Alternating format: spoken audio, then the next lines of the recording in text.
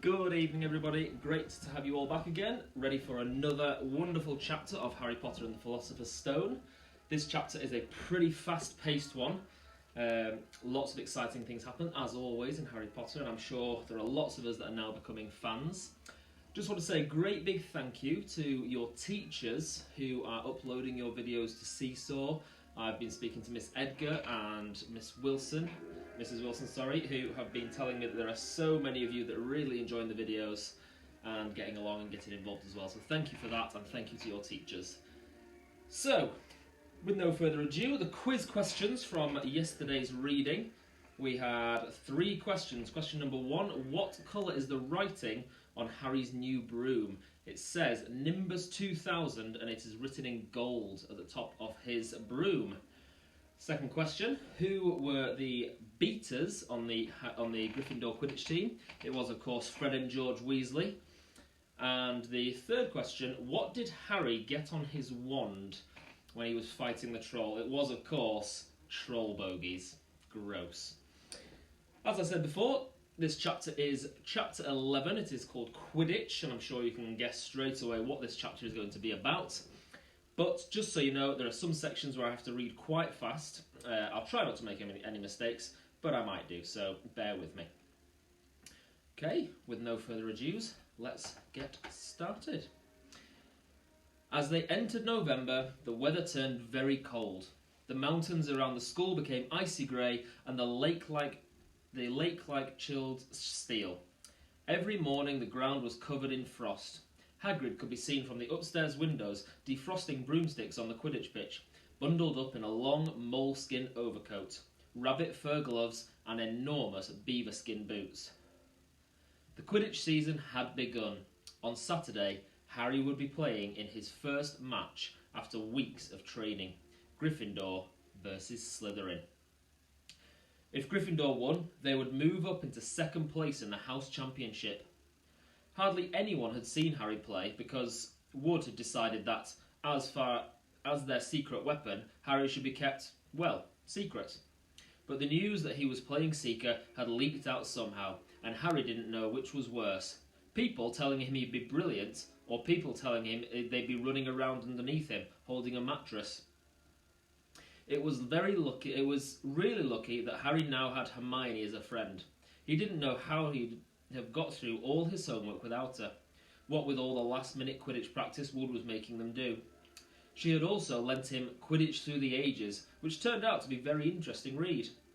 Harry learnt that there were 700 ways of committing a Quidditch foul, and that all of them had happened in one match.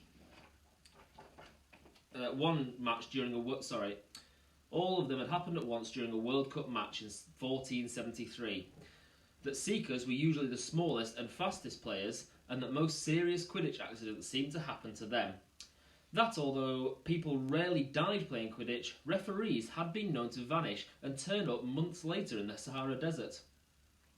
Hermione had become a bit more relaxed about breaking rules since Harry and Ron had saved her from the mountain troll, and she was much nicer for it.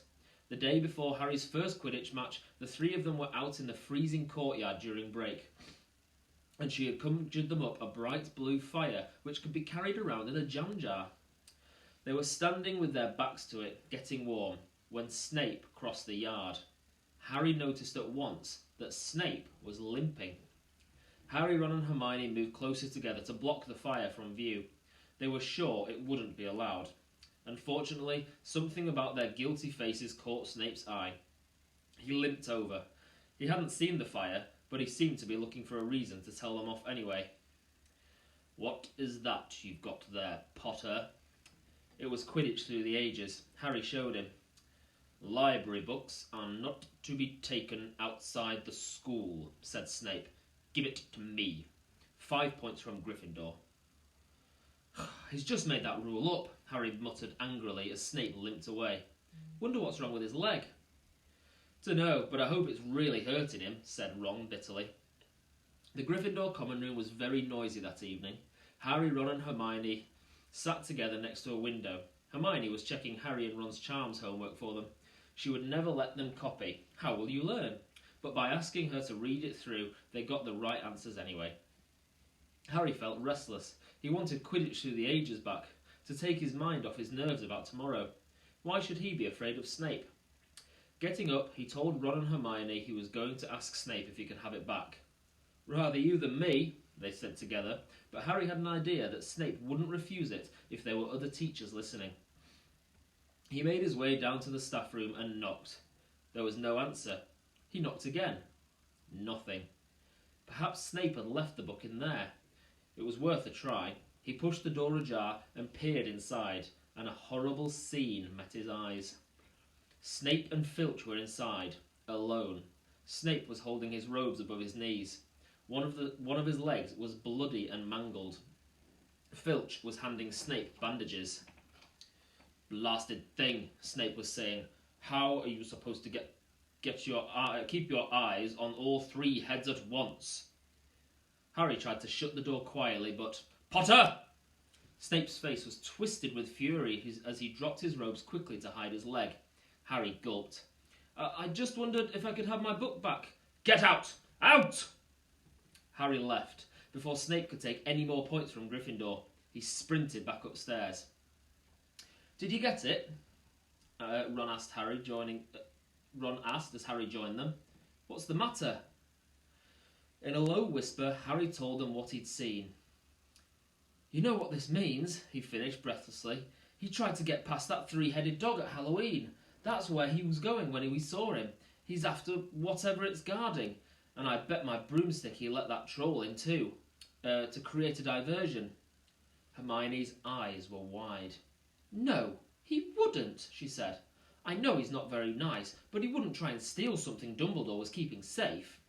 "Honestly, Hermione, you think all teachers are saints or something," snapped Ron. "I'm with Harry. I wouldn't put anything past Snape. But what's he after? What's that dog guarding?" Harry went to bed that night with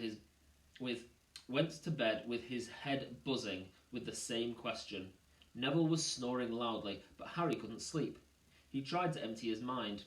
He needed to sleep. He had to. He had his first Quidditch match in a few hours, but the expression on Snape's face when Harry had seen his leg wasn't easy to forget. The next morning dawned very bright and cold. The great hall was full of the delicious smell of fried sausages and the cheerful chatter of everyone looking forward to a good Quidditch match. "You've got to eat some breakfast." "I don't want anything. Just a bit of toast." "Just a bit of toast," wheedled Hermione. "I'm not hungry." Harry felt terrible. In an hour's time, he'd be walking onto the pitch. "Harry, you need your strength," said Seamus Finnegan. "Seekers are always the ones who'd get nobbled by the other team." "Thanks, Seamus," said Harry, watching Seamus pile ketchup on his sausages. By 11 o'clock, the whole school seemed to be out in the stands around the Quidditch pitch. Many students had binoculars. The seats might be raised high in the air, but it was still difficult to see what was going on sometimes.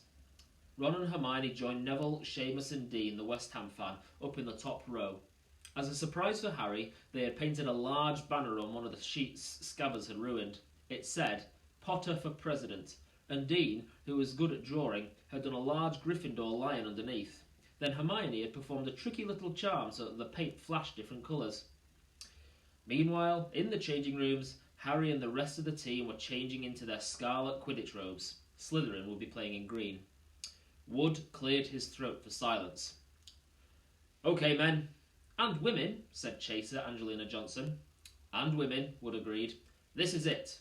"This is the big one," said Fred Weasley. "The one we've all been waiting for," said George. "We know Oliver's speech by heart," Fred told Harry. "We were in the team last year." "Shut up, you two," said Wood. "This is the best team Gryffindor have had in years. We're going to win. I know it." He glared at them all as if to say, "Or else." "Right, it's time. Good luck, all of you." Harry followed Fred and George out of the changing room and, hoping his knees weren't going to give way, walked onto the pitch to loud cheers. Madam Hooch was refereeing. She stood in the middle of the pitch, waiting for the two teams, her broom in her hand. "Now, I want a nice, fair game, all of you," she said, once they were all gathered around her. Harry noticed that she seemed to be speaking particularly to the Slytherin captain, Marcus Flint, a fifth year. Harry thought Flint looked looked as if he had some troll blood in him. Out of the corner of his eye, he saw the fluttering banner high above, flashing "Potter for President" over the crowd. His heart skipped. He felt braver. "Mount your brooms, please." Harry clambered onto his Nimbus 2000. Madame Hooch gave a loud blast on her silver whistle. 15 brooms rose up, high, high into the air. They were off. And the quaffle is taken immediately by Angelina Johnson of Gryffindor. What an excellent chaser that girl is, and rather attractive too. Jordan! Sorry, Professor. The Weasley twins' friend, Lee Jordan, was doing the commentary for the match, closely watched by Professor McGonagall. And she's really belting along up there. A neat pass to Alicia Spinett, a good find of Oliver Woods. Last year, only a reserve. Back to Johnson, and no! Slytherin have taken the quaffle. Slytherin captain Marcus Flint gains the quaffle, and off he goes. Flint flying like an eagle up there. He's going to score. No! Stopped by an excellent move by the Gryffindor keeper Wood, and Gryffindor take the quaffle. That's Chaser Katie Bell of Gryffindor there. Nice dive around Flint, off up the field, and ouch! That must have hurt. Hit in the back of the head by a bludger. Quaffle taken by Slytherin. That's Adrian Pusey speeding off towards the goalpost, but he's blocked by a second bludger, sent his way by Fred or George Weasley, can't tell which. Nice play by the Gryffindor beater. Anyway, and Johnson's back in possession of the quaffle. A clear field ahead, and off she goes. She's really flying, dodges a speeding bludger, the goalpost ahead. Come on now, Angelina. Keeper Bletchley dives, misses. Gryffindor score! Gryffindor cheers filled the cold air with howls and moans from the Slytherins. Budge up there, move along. Hagrid! Ron and Hermione squeezed together to give Hagrid enough space to join them. "Been watching from me hut," said Hagrid, patting a large pair of binoculars round his neck. But it isn't the same as being in the crowd. "No sign of the snitch yet, eh?" "Nope," said Ron. "Harry hasn't had much to do yet." "Kept out of trouble, though. That's something," said Hagrid, raising his binoculars and peering skywards at the speck that was Harry. Way up above them, Harry was gliding over the game, squinting about for some sign of the snitch. This was part of his and Wood's game plan. "Keep out of the way until you catch sight of the snitch," Wood had said. "We don't want you attacked before you have to be." When Angelina had scored, Harry had done a couple of loop-de-loops to let out his feelings. Now he was back to staring around for the snitch. Once he caught sight of a flash of gold, but it was just a reflection from one of the Weasleys' wristwatches. And once a bludger decided to come pelting his way, more like a cannonball than anything, but Harry dodged it, and Fred and Weasley came chasing after it. "All right there, Harry!" he had time to yell, as he beat the bludger furiously towards Marcus Flint. "Slytherin in possession," Lee Jordan was saying. "Chaser Pusey ducks 2 bludgers, 2 Weasleys, and Chaser belts and speeds towards the... Wait a minute! What was that the snitch?" A murmur ran through the crowd as Adrian Pusey dropped the quaffle, too busy looking over his shoulder at the flash of gold that passed his left ear. Harry saw it. In a great rush of excitement, he dived downwards towards the streak of gold. Slytherin Teaker Terence Higgs had seen it too. Neck and neck, they hurtled towards the snitch. All the chasers seemed to have forgotten what they were supposed to be doing as they hung in mid-air to watch. Harry was faster than Higgs. He could see the little round ball, wings fluttering, darting up ahead. He put on an extra spurt of speed. Wham! A roar of rage echoed from the Gryffindors below. Marcus Flint had blocked Harry on purpose, and Harry's broom spun off course, Harry holding on for dear life. "Foul!" screamed the Gryffindors. Madame Hooch spoke angrily to Flint, and then ordered a free shot at the goalpost for Gryffindor. But, in all the confusion, of course, the golden snitch had disappeared from sight again. Down in the stands, Dean Thomas was yelling, "Send him off! Ref! Red card!" "This isn't football, Dean," Ron reminded him. "You can't send people off in Quidditch. And what's a red card?" But Hagrid was on Dean's side. They ought to change the rules. Flint could have knocked Harry out of the air. Lee Jordan was finding it difficult not to take sides. "So, after that obvious and disgusting bit of cheating, Jordan," growled Professor McGonagall, after that open and revolting foul... "Jordan, I'm warning you." All right. Flint nearly kills the Gryffindor Seeker, which could have happened to anyone, I'm sure. So a penalty to Gryffindor, taken by Spinette, who puts it away, no trouble. And we continue play, Gryffindor still in possession. It was as Harry dodged another bludger which went spinning dangerously past his head that it happened. His broom gave a sudden, frightening lurch. For a split second, he thought he was going to fall. He gripped the broom tightly with both his hands and knees. He'd never felt anything like that. It happened again. It was as though the broom was trying to buck him off. But Nimbus 2000s did not suddenly decide to buck their riders off. Harry tried to turn back towards the Gryffindor goalposts. He had half a mind to ask Wood to call time out, and then he realised that his broom was completely out of his control. He couldn't turn it. He couldn't direct it at all. It was zigzagging through the air and every now and then making violent swishing movements which almost unseated him. Lee was still commentating. Slytherin in possession, Flint with a quaffle, passes Spinette, passes Bell, hit hard in the face by a bludger, hope it broke his nose, only joking Professor, Slytherin score, oh no. The Slytherins were cheering. No one seemed to have noticed that Harry's broom was behaving strangely. It was carrying him slowly higher, away from the game, jerking and twitching as it went. Don't know what Harry thinks he's doing, Hagrid mumbled. He stared through his binoculars. If I didn't know better, I'd say he'd lost control of his broom, but he can't have. Suddenly, people were pointing up at Harry all over the stands. His broom had started to roll over and over, with him only just managing to hold on. Then the whole crowd gasped. Harry's broom had given a wild jerk and Harry swung off it. He was now dangling from it, holding on with only one hand. Did something happen to it when Flint blocked him? Did something happen to it when Flint blocked him? Seamus whispered. Can't have, Hagrid said, his voice shaking. Can't nothing interfere with a broomstick except powerful dark magic. No kid could do that to a Nimbus 2000. At these words, Hermione seized Hagrid's binoculars, but instead of looking up at Harry, she started looking frantically at the crowd. What are you doing? Moaned Ron, grey-faced. I knew it, Hermione gasped. Snape, look! Ron grabbed the binoculars. Snape was in the middle of the stands opposite them. He had his eyes fixed on Harry and was muttering non-stop under his breath. He's doing something, jinxing the broom, said Hermione. What should we do? Leave it to me. Before Ron could say another word, Hermione had disappeared. Ron turned the binoculars back on Harry. His broom was vibrating so hard it was almost impossible for him to hang on much longer. The whole crowd were on their feet, watching terrified as the Weasleys flew up to try and pull Harry safely onto one of their brooms. But it was no good. Every time they got near him, the broom would jump higher still. They dropped lower and circled beneath him, obviously hoping to catch him if he fell. Marcus Flint seized the quaffle and scored 5 times without anyone noticing. Come on, Hermione, Ron muttered desperately. Hermione had fought her way across to the stand where Snape stood and was now racing along the row behind him. She didn't even stop to say sorry as she knocked Professor Quirrell head first into the row in front. Reaching Snape, she crouched down, pulled out her wand and whispered a few well-chosen words. Bright blue flames shot from her wand onto the hem of Snape's robes. It took perhaps 30 seconds for Snape to realise that he was on fire. A sudden yelp told her she had done her job.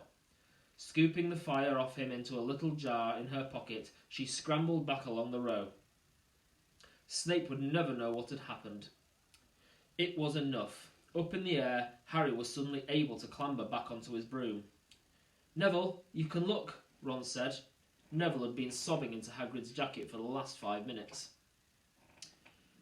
Harry was speeding towards the ground when the crowd saw him clap his hand to his mouth as though he was about to be sick. He hit the pitch on all fours, coughed, and something gold fell into his hand. I've got the snitch, he shouted, waving it above his head, and the game ended in complete confusion. He didn't catch it. He nearly swallowed it.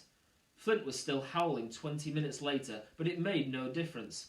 Harry hadn't broken any rules, and Lee Jordan was still happily shouting the results. Gryffindor had won by 170 points to 60. Harry heard none of this, though.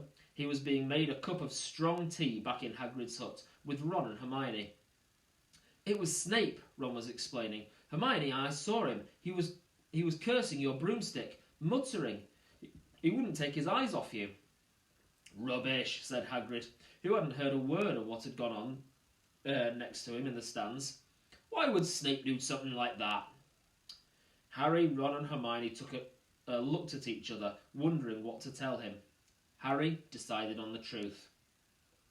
"I found out something about him," he told Hagrid. "He tried to get past that three-headed dog on Halloween. It bit him. We think he was trying to steal whatever it's guarding." Hagrid dropped the teapot. "How do you know about Fluffy?" he said. "Fluffy? Yeah, he's mine.